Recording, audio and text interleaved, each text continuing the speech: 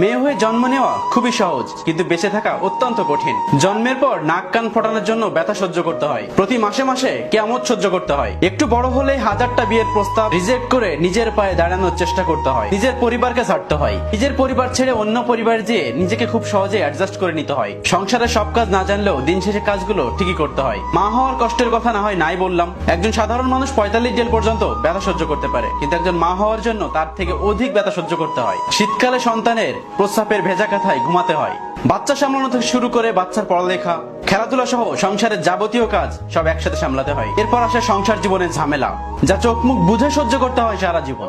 প্রতিবাদ করলেই বাপের বাড়ি চলে যা বলে হুমকি খেতে হয়। এভাবেই জীবনের শুরু থেকে শেষ পর্যন্ত কত কিছু সহ্য করতে হয় তা বলার বাইরে। মেয়ে হওয়া এত সহজ ব্যাপার না। মেয়েরা সবকিছু সহ্য করতে পারে, মায়ের জাতেরা সবকিছু সহ্য করতে পারে। আল্লাহ তাআলা তাদের সহ্য করার ক্ষমতা দিয়ে পাঠিয়েছেন। মা জাতিকে অপমান করেন না, মা জাতি সর্বপ্রথম